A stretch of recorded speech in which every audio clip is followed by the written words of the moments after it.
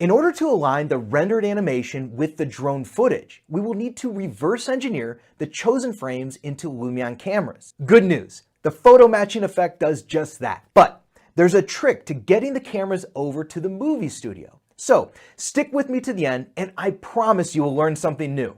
I know I did. Let's get to it. Okay, so inside of Lumion, let's trash this camera that we set up because we really don't need that right now. Get rid of that, and then we're going to set up our photo match. All right, so I'll click on the effects button to add our photo matching effect. We'll click to add that, and then we'll click on the edit button to edit this photo match effect. All right, basically you want to work from top to bottom. First thing we're going to do is click on this load photo to get rid of this kind of placeholder photo. In my desktop temp folder, in my class files folder, I've got like this JPEG titled 22, and this is a frame export from our drone footage. All right, so I'll open that, and that was at 22 seconds.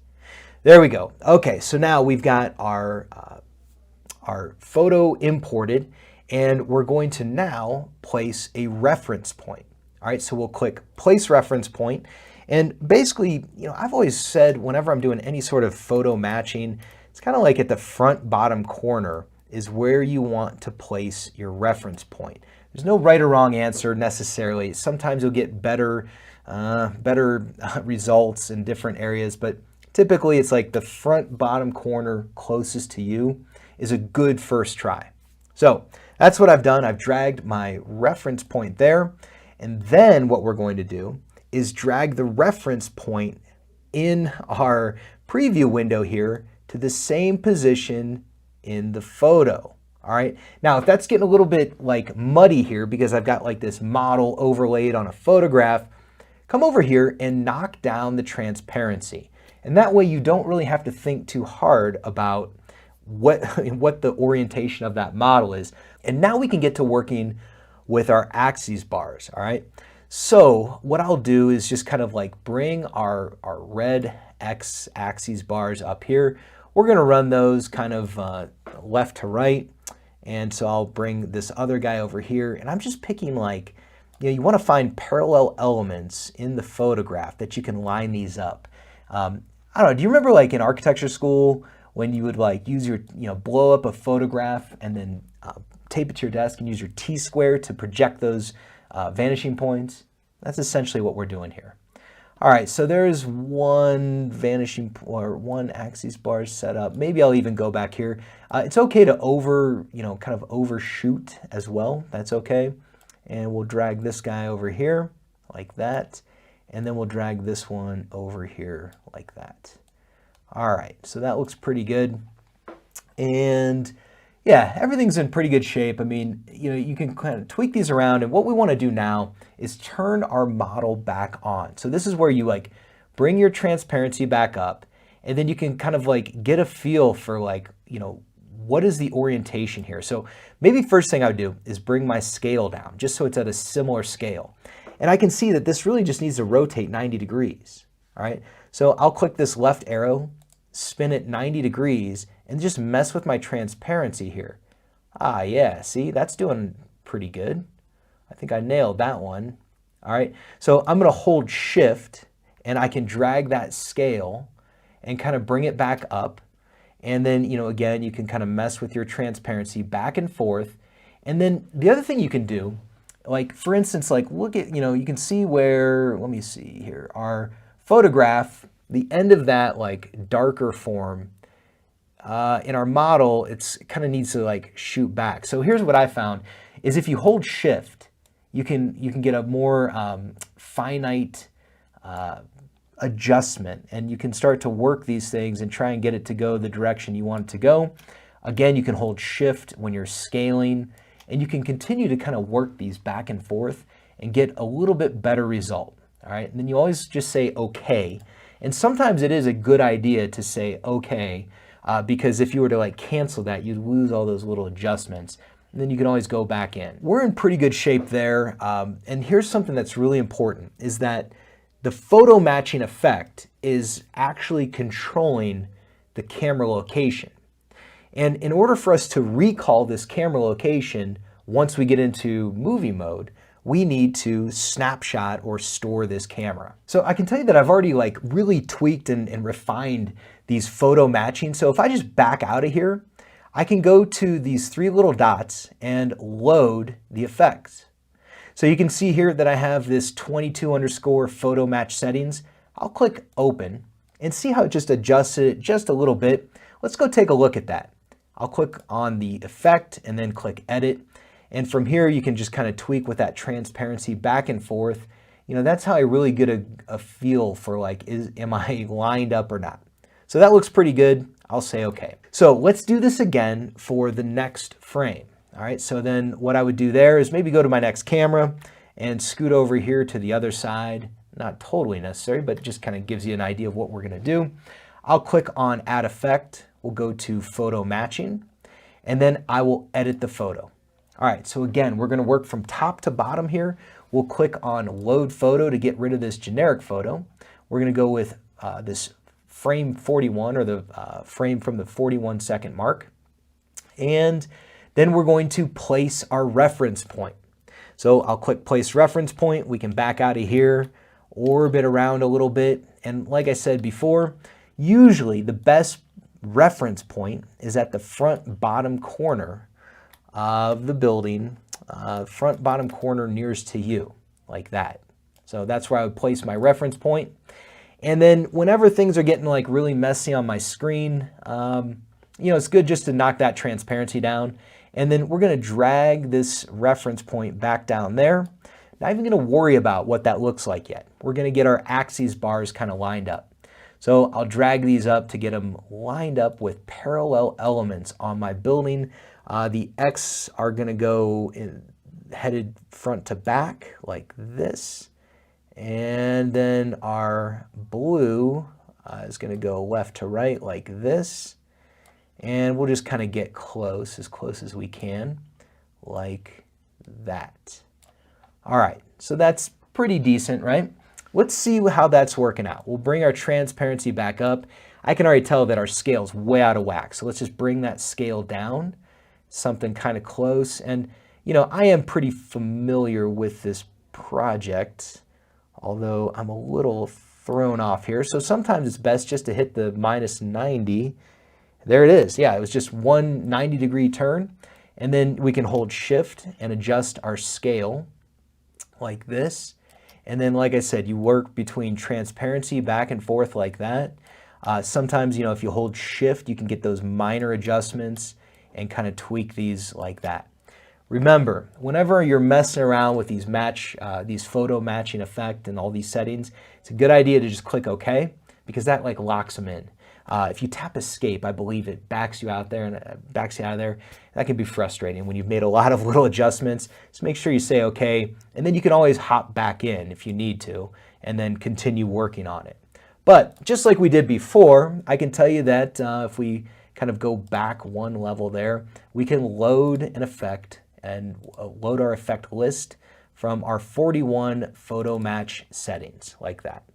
All right, so now if I take a look at this, we can edit it and just kind of work our transparency back and forth. And you can see that I've really spent some time tweaking all of those settings, and those are looking pretty good. So we'll say okay.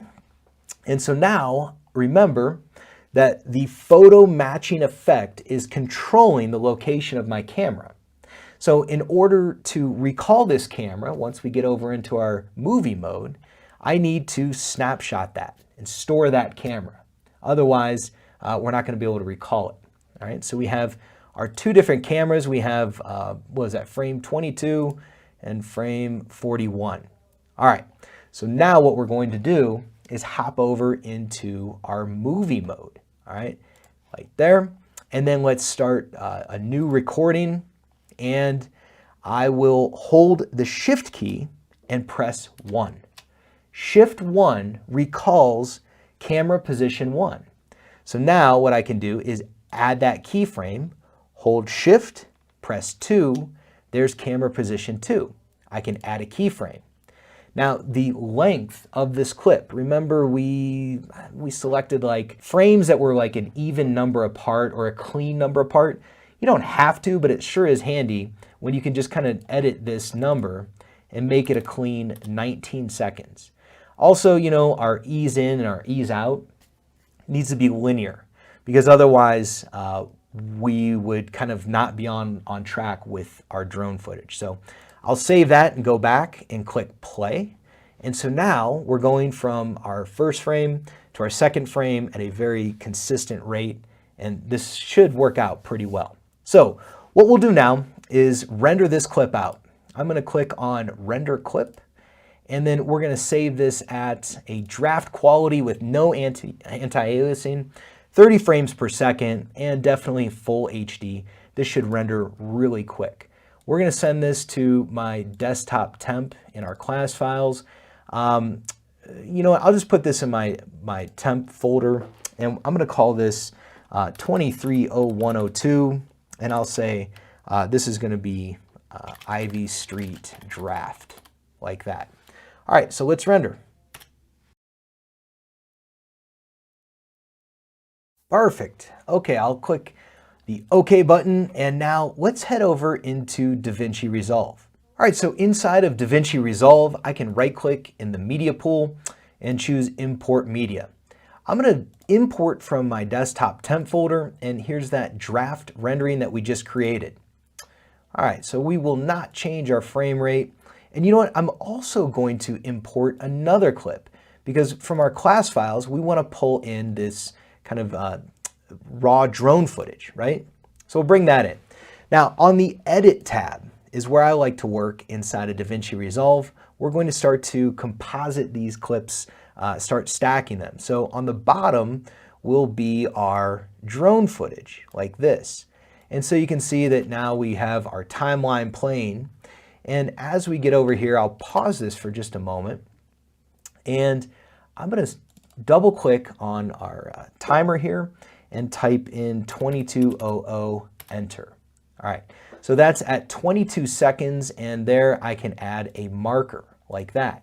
Now, when I drag in my draft rendering, we can just position that and let it, you know, we want it to snap, so I can turn on my snapping like that, and we can kind of snap it right to our marker. I'll turn the snapping off, so now we can kind of like scrub across here, and you can see how this is going to work as it changes like that. So we have our blue screen that we'll need to kind of get out of there. All right. So to get rid of our blue screen, and this is some pretty advanced stuff inside of Davinci Resolve, but this one little trick is not too terribly difficult. We'll head over to the color tab, and we're going to start with our picker, our qualifier, I guess they call it. So we'll activate that and then select this blue. And then we're going to right click, and we're going to add an alpha output. And then we're going to drag the node over here like that. All right, that's getting close. And then we're going to swap the mask like this. And then we're going to need to kind of add some more blue to that. So maybe I'll click that plus sign and grab that like darker blue as well. And then we can also go in here and, you know, you can start to like mess with like the in-out ratio like that. That looks pretty decent. And, you know, if I like kind of zoom in here as well and I push down on that scroll wheel, you can start to see like around the edges. And that's what I was talking about, like with, you know, when this is, when you have these little artifacts left over, we can get rid of some of those, like the blur radius kind of helps with that, you know, like that. And as I zoom out, you know, we're not going to get like too terribly intricate here. That looks pretty good. What I'm more concerned about, you know, at this stage is, you know, whether the timing is right. So like as I go through here, you know, like that looks pretty decent. And then as we get to the other side, you know, you can see that it's like pretty much blocking out that entire existing house. So that looks pretty good. Let's see. I think we're in decent shape here. I can go back into like my edit mode and then just kind of like hit play. And, you know, let's see this thing kind of go through. I'll go from here like that. So as we're coming across, we will then see it's going to like transition to that. So it's a little bit harsh right now. So let's add in a transition. So if I go to my effects, and then we can go like with an additive dissolve right there and drop that in, and then see what that looks like. You know, so now as we come in, it's not going to be such like a hard cut, you know, right into that rendered building. But I can tell you that we got a few things going on. Let me add another additive dissolve to the end of this, like that. I missed my click, and we'll add it in there like that. All right, so as we come across here, let me just give some commentary.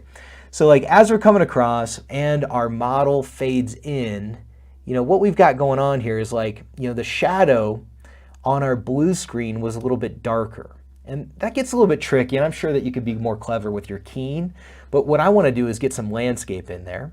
All right, so as we go along, I think that our landscape is going to help out with this gentleman on the lift there. And then as we get over to the right, you know, again, like this tree, it'd be nice if we had like some Lumion trees to kind of block out and kind of help soften the transition between, you know, our rendered model and the drone footage. All right, and then also on top of that, you know, so we're going to need some landscape, some effects, and definitely some materials. But I'd say we're in really good shape here. The mechanics are in place, but I know Lumion can make a much more polished image, so I'm not done yet. Follow me to the next tutorial, and I'll show you how to whip this scene into shape with objects, materials, and effects in no time at all. I'll see you in there.